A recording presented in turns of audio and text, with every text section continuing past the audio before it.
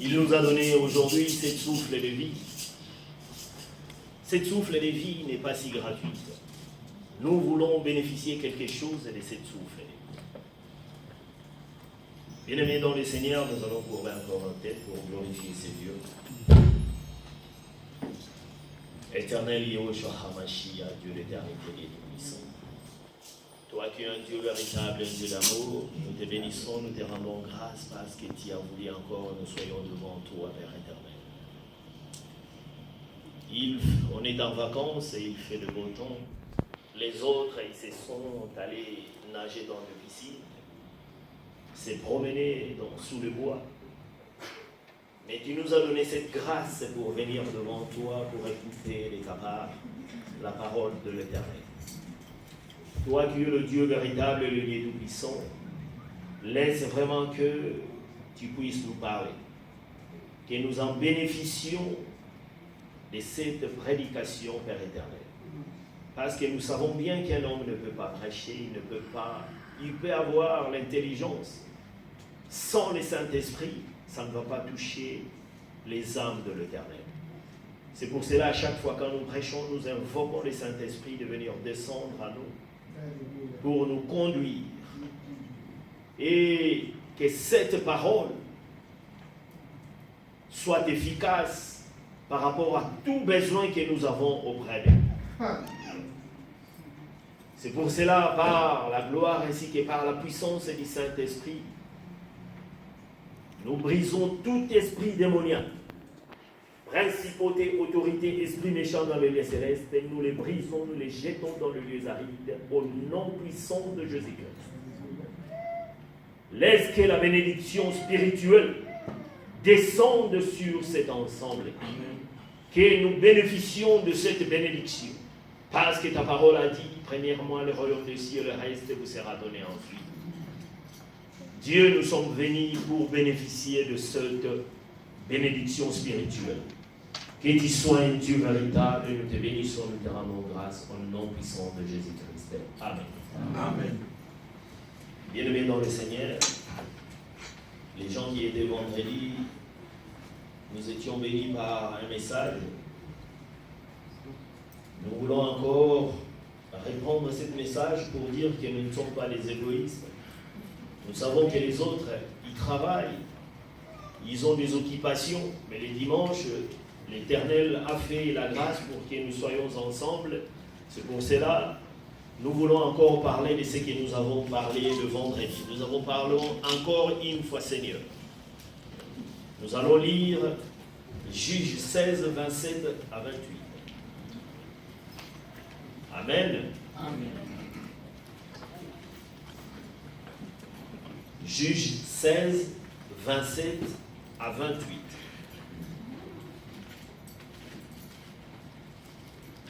La maison était remplie d'hommes et de femmes. Tous les princes de Philistins étaient là. Et il avait sur les toits environ 3000 personnes, hommes et femmes, qui regardaient Samson jouer. Alors Samson invoqua l'Éternel et dit, Seigneur éternel, souviens-toi de moi. Je t'ai pris, ô Dieu, donne-moi de la force seulement cette fois-ci. Cette fois. Et que d'un seul coup, je tire vengeance de Philistins pour mes deux yeux. Amen. Amen. Bien-aimés dans le Seigneur, nous parlons d'une famille que l'Éternel avait fait la grâce d'envoyer l'ange du Seigneur auprès d'eux. Il y avait un homme de Tchora, de la famille des Danites, qui s'appelait Manoah. Cet homme, sa femme était stérile. Et l'Éternel les avait fait grâce. L'ange de l'Éternel est descendu sur terre pour venir annoncer à cette famille que ta femme était stérile, bien sûr, mais il va avoir un enfant au nom de Samson. Amen. L'ange de l'Éternel visita l'air et bénirent la naissance de cet fils. Ils étaient très contents, car c'était leur prière. Ils invoquaient Dieu. Ils voulaient avoir la progéniture. Parce que la Bible a dit, multipliez-vous. Ils voulaient accomplir cette parole en eux, qu'eux aussi puissent avoir un enfant. Mais Dieu les a fait un miracle. L'ange du Seigneur est descendu sur terre pour venir leur dire, vous aurez un enfant. Car nous savons, dans le Nouveau Testament, nous avons lu, les prophètes ont prophétisé. Nous avons vu que l'ange du Seigneur était venu auprès de Marie et Joseph pour leur dire, vous aurez un fils qui s'appellerait Emmanuel. Amen. C'était de la même manière que les parents de Samson ont bénéficié de cette grâce auprès de Dieu. Samson s'est posé aussi des questions par rapport à sa force, mais il mélangeait la vie et le spirituel. Parce que quand il est né, l'Éternel avait donné des recommandations. C'est de la même manière qu'on nous a prêché. Il y a cela des dimanches. Nous sommes nés de nouveau quand on nous apporte la parole du Seigneur. Mais quand nous venons auprès de l'Église ou de l'ensemble du Seigneur, nous venons avec toute notre charge. L'Éternel accepte toute notre impureté. Il dit, venez à moi, vous tous qui êtes chargés, je vous donnerai du repos. Il veut que quand nous venons auprès de lui, il a dit, non, n'abandonne pas ce que tu as, venez comme Dieu. C'est pour cela, quand on nous avait prêché les uns et les autres, on avait nos habitudes qui ne convenaient pas à la parole du Seigneur. Mais tellement le Seigneur est doux et patient, il nous dit, venez à moi, vous tous qui êtes chargés, et je vous donnerai du repos. Amen. Amen. Dieu, il a l'amour. Il a l'amour, il a la patience, il a la volonté de nous amener vers le destin positif. Il veut que nous soyons des gagnants.